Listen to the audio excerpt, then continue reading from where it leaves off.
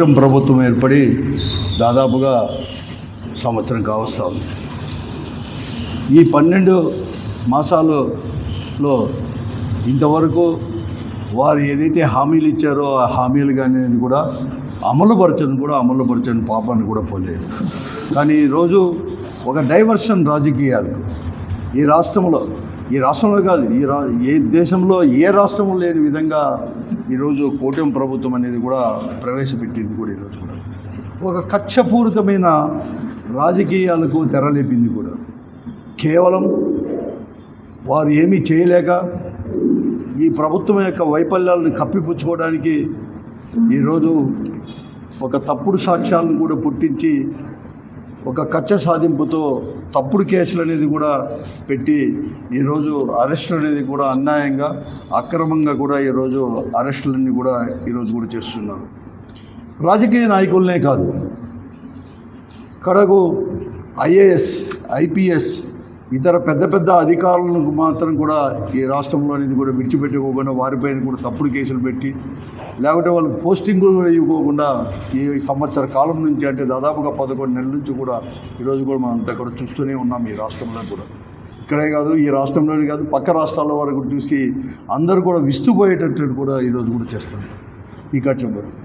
ఈరోజు మరొకటి కూడా, ఆ రోజు తెలుగుదేశం పార్టీ జగన్మోహన్ రెడ్డి గారు ముఖ్యమంత్రిగా ఉన్నప్పుడు వారు ముఖ్యమంత్రిగా చంద్రబాబు నాయుడు గారు చేసిన తప్పులకు, స్కిల్ స్కామ్ ఇవన్నీ కూడా చేసిన తప్పులకు సాక్ష్యాధారాలు అన్నీ కూడా ఆ రోజు కూడా తీసుకొచ్చి అరెస్ట్ చేస్తే వాటిని లేకోకుండా ఒక కక్ష సాధించుకుంటారు. ఏదో రకంగా జగన్మోహన్ రెడ్డి గారిని పైన తప్పుడు కేసులు పెట్టి ఈరోజు చేయాలని చెప్పి ఈ రాష్ట్రంలో ఈ కుట్ర రాజకీయాలను చేస్తూ ఎప్పుడూ లేని విధంగా ఈరోజు సర్వీస్లో ఉండే ఐఏఎస్ ఐపీఎస్ అధికారులే కాదు, రిటైర్డ్ అయిన ఐఏఎస్ అధికారులు జగన్మోహన్ రెడ్డి గారికి ముఖ్యమంత్రి పేషీలో ఉండే సెక్రటరీగా ఉండే ధనంజయ రెడ్డి గారు కావచ్చు, ఓఎస్డీగా ఉన్న కృష్ణమోహన్ రెడ్డి గారిని కూడా విడిచిపెట్టుకోకుండా అరెస్ట్ చేయడం, తర్వాత ఎక్కడో వారికి ఏదో డైరెక్టర్గా ఉండే ఒక ప్రైవేట్ అతన్ని కూడా గోవిందప్ప బాలాజీ వాళ్ళని కూడా అరెస్ట్ చేయడం, ఇవన్నీ కూడా కేవలం కక్షపూరితమైన తప్ప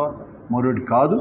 ఈరోజు జగన్మోహన్ రెడ్డి గారి పైన కేసులు పెట్టి ఏదో చేయాలని చెప్పేసి ముందుకు పోతామని తప్ప మరొకటి కాదు నేను చెప్పి అడుగుతున్నాను.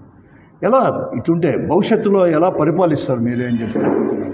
భవిష్యత్తులో ఈ రాష్ట్రంలో ఇప్పటికే ఐఏఎస్ ఆఫీసర్లు ఐపీఎస్ ఆఫీసర్లు కూడా మేము సరే ఈ రాష్ట్రంలో పనిచేయలేము, వారు ఈరోజు ముఖ్యమంత్రి కానీ ఈ ప్రభుత్వం ఏం చెప్తే అది చేయడము, ఇతరులపైన కక్ష సాధింపుతో తప్పుడు కేసులు పెట్టి ఇవన్నీ చేయలేము, మాకు మళ్ళీ కూడా మేము సెంట్రల్ సర్వీసెస్లోకే మేము ఎలా వస్తామని చెప్పి చాలామంది కూడా అప్లికేషన్లు కూడా పెట్టుకొని ఉదంతాలు కూడా ఈ రాష్ట్రంలో చాలా కూడా ఉండే విషయాలు కూడా మీ అందరికీ కూడా తెలుసు.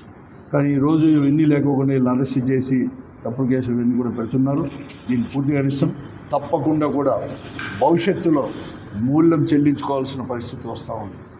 ఈరోజు ఈ ధనంజయ రెడ్డి గారిని కానీ కృష్ణమోహన్ రెడ్డి గారిని కానీ వీళ్ళందరినీ మీరు అరెస్ట్ చేస్తున్నారే, ఏదో డిస్టిలరీలో నుంచి కూడా డబ్బులు సేకరించినారని చెప్పేసి ఏమని చెప్పి తప్పుడు కేసులు పెడుతున్నారే. ఈరోజు ఈ స్కామ్ అనేది ఏదైతే మీరు చెప్పారో ఈ స్కామ్లో అరెస్ట్ చేసిన వారందరితో కూడా స్టేట్మెంట్ అనేది తీసుకొని ఈరోజు మీరు కోర్టులో పెడుతుంటే మీరు వారు సంతకాలు చేయడానికి వారే చెప్పినారని మీరు చెప్తా ఉన్నా, సంతకాలు చేయడానికి ఎవ్వరు కానీ ముందుకు రాలేదు, మేము ఇవన్నీ చెప్పలేదు, వారే స్టేట్మెంట్ రాసి మమ్మల్ని సంతకాలు పెట్టమని బలవంతం చేసినారని చెప్పేసి ఓపెన్గా మేజిస్ట్రేట్ ముందరే చెప్పిన విషయాలు కూడా చేస్తున్నాం. ఈరోజు హైకోర్టు యొక్క జడ్జెస్ కూడా అచ్చింతలు వేసిన, అసలు మీకు చట్టం పరిధిలో తెలీదు, ఏమీ సాక్ష్యాలు లేనట్టు కూడా అరెస్ట్ చేస్తున్నారని చెప్పి అచ్చింతలు వేసినా కూడా ఏమాత్రం సిగ్గు ఎగ్గు అనేది కూడా లేకుండా ఈ ప్రభుత్వం తప్పు కేసులు పెడతా పోతూనే ఉంది. నేను ఒకటే అడుగుతున్నాను, ఆ రోజు జగన్మోహన్ రెడ్డి గారి యొక్క ప్రభుత్వం చేసింది ఏమి? ఈ రాష్ట్రంలో మద్యం అమ్మకాలు కూడా తగ్గించాలని చెప్పేసి, ఈ రాష్ట్రంలో నిజంగా కూడా దానికి మద్యానికి బానిసలు కాకుండా చేయాలని చెప్పేసి అనేకమైన కఠినమైన చర్యలు తీసుకునేది వాస్తవమా కాదా వచ్చి ఆలోచన చేయమని చెప్పి అడుగుతాం. అంతేకాదు ఈరోజు కూడా ఆ రోజు ప్రభుత్వం తరపునే ఒక ప్రైవేట్ మాఫియాకి కానీ ప్రైవేట్ వాళ్ళకి లేకోకుండా ప్రభుత్వం నుంచి వాళ్ళే ఈ మద్యం వ్యాపారం కూడా ఇవన్నీ చేసి ఎక్కడో సాట ఇవన్నీ చేయాలని చెప్పేసి బెల్ట్ షాపులు ఇవన్నీ కూడా లేకుండా చేసి ప్రయత్నం చేసింది తప్ప అని చెప్పి నేను అడుగుతాను. ఇవన్నీ ప్రజల కోసమే చేసింది. కానీ ఈరోజు జరుగుతున్నది ఏముంది? ఈరోజు ఆ రోజు కాదు మద్యం స్కామ్ అనేది కూడా ఉండేది. ఈరోజు జరుగుతున్నది ప్రైవేటు వ్యక్తులకు అప్పగించారు. బెల్ట్ షాపులు ఎక్కడ చూసినా కూడా అసలు మీరు రిజిస్టర్డ్ షాపుల కంటే కూడా పర్మిట్ షాపుల కంటే కూడా మూడింతలు షాపులు ఈరోజు బెల్ట్ షాపులు కూడా తెలియదు. జిల్లా కేంద్రాల్లో కూడా ఎక్కడో లేని ఇంత కూడా ఈరోజు బెల్ట్ షాపులు కూడా ఇక్కడే అనంతపురం జిల్లా కేంద్రం మీద ఇక్కడే చూస్తున్నాను. ఈరోజు నేను చెప్పడం కాదు, ఈరోజు మీకు ఏదైతే పత్రికలు అని చెప్పేసి ఈనాడు కావచ్చు, జ్యోతి కావచ్చు, అటువంటి పత్రికలకు కూడా ఈ లిక్కర్ షాపుల్లో ఎలా బెల్ట్ షాపులు ఓపెన్ చేసి ఎలా అమ్ముతా అన్నారు.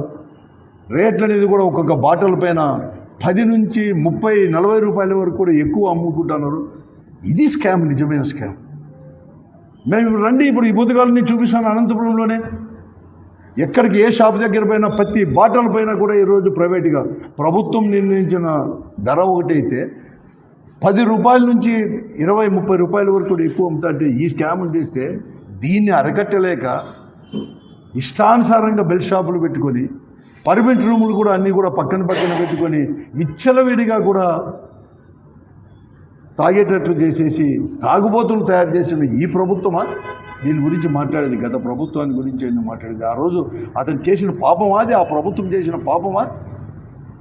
బెల్ట్ షాపులు తగ్గించడం కానీ మద్య వ్యాపారం తగ్గించి అందరిని కూడా మంచి మార్గంలో నడిపించాలని చెప్పడం అరకట్టలేక ఇష్టానుసారంగా బెల్ట్ షాపులు పెట్టుకొని పర్మిట్ రూములు కూడా అన్నీ కూడా పక్కన పెట్టుకొని విచ్చలవిడిగా కూడా తాగేటట్లు చేసేసి తాగుబోతులు తయారు చేసిన ఈ ప్రభుత్వమా దీని గురించి మాట్లాడేది? గత ప్రభుత్వాన్ని గురించి ఎందుకు మాట్లాడేది? ఆ రోజు అతను చేసిన పాపమా అది? ఆ ప్రభుత్వం చేసిన పాపమా? బెల్ట్ షాపులు తగ్గించడం కానీ మద్య వ్యాపారం తగ్గించి అందరిని కూడా మంచి మార్గంలో నడిపించాలని చెప్పడం జగన్మోహన్ రెడ్డి గారి యొక్క ఆశయం చెప్తే తీసుకుపోయింది ఒక తప్పుగా భావించేటట్టు చేసి ప్రజల్లో కూడా రెచ్చగొట్టి ఈరోజు చేస్తున్నది ఏమని చెప్పినారు. ఇసుక విచ్చలవిడిగా అమ్ముతున్నారు. మద్యమే కాదు, ఇసుక కావచ్చు, మట్టి కావచ్చు, కంకర కావచ్చు, విచ్చలవిడిగా ఇసుక ఫ్రీ అంటారు. ఎక్కడ ఫ్రీ? వారే రాస్తున్నారు. అన్ని పత్రికల్లోనే వస్తాను అసలు అన్ని పత్రికలు. అయినా కూడా ప్రభుత్వానికి సిగ్గు రేగు లేదు. కేవలం వారు ఇచ్చిన హామీలు అమలుపరచలేక అవన్నీ కూడా డైవర్షన్ పాలిటిక్స్ చేయడానికి, ప్రజలు చేయడానికి ఏదో రకంగా కక్ష సాధించి జగన్మోహన్ రెడ్డి గారిని ఏదో రకంగా తప్పుడు కేసుల్లో ఇరికిస్తేనే భవిష్యత్తులో వారి పార్టీకో అలాంటి వారి పార్టీలకు కూడా భవిష్యత్తు ఉంటుంది. ఎందుకంటే వాళ్ళకి ప్రజలపైన నమ్మకం లేదు, ప్రజాస్వామ్యంపైన నమ్మకం లేదు.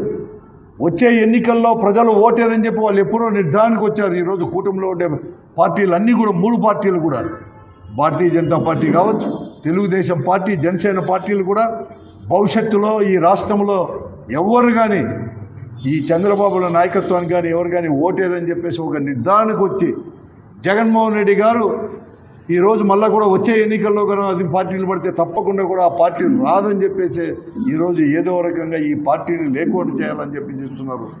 నేను హెచ్చరిస్తున్నాను, ప్రజాస్వామ్యంలో మీ ఎటువంటి వాళ్ళు ఎవరు కానీ ఇటువంటి చేయలేరు. పెద్ద పెద్ద రాజులే కలిసిపోయారు అంతకని, కానీ మీ అంత లేదు. తప్పకుండా కూడా ప్రజలే మీకు గుణపాఠం కూడా చెప్తారని చెప్పేసి కూడా నేను చెప్తా ఉన్నాను. ఇప్పటికైనా కానీ ఈ కక్ష రాజకీయాలకు వెంటనే కూడా స్వస్తి చెప్పి మీరు ఏదైతే హామీ ఇచ్చారో ఆ హామీలన్నీ కూడా ఇచ్చి ఒక ప్రజాస్వామ్య పద్ధతిలో పరిపాలన చేయండి అని చెప్పేసి మేము ఇస్తున్నాం. లేకుంటే భవిష్యత్తులో మీ పార్టీ కూడా, మీ అన్ని పార్టీలు కూడా పుట్టగతులు లేకోకుండా ఈ ప్రజలే కూడా చేస్తారని చెప్పేసి కూడా హెచ్చరిస్తున్నాం. ఏదేమైనా కానీ ఈరోజు మీరు ఎన్ని కేసులు, దొంగ కేసులు పెట్టినా, తప్పుడు కేసులు పెట్టినా, ఎంతమందిని అరెస్ట్ చేసినా, కార్యకర్తల నుంచి మా నాయకుడు, పెద్ద నాయకుల వరకు ఎవరిని అరెస్ట్ చేసినా కూడా రాజకీయ పార్టీగా ఈరోజు వైఎస్ఆర్ కాంగ్రెస్ పార్టీ కార్యకర్త కూడా కూడా ఉద్యమించి ఇంకా ఎత్తు దాంట్లో తీసుకొని కూడా ముందు తీసుకొని పోతాం. కానీ ఎక్కడ కానీ మీ అటువంటి అదిరింపులకు కానీ బెదిరింపులకు కానీ బెదిరేది లేదు అని చెప్పేసి కూడా ఈ ప్రభుత్వాన్ని, ఈ కూటమి యొక్క పార్టీలను కూడా హెచ్చరిస్తారు. గతంలో జగన్మోహన్ రెడ్డి గారి యొక్క ప్రభుత్వాన్ని మీరంతా తప్పుపడుతున్నారు కదా, డిస్టిలరీ అవే డిస్టిలరీలే కదా.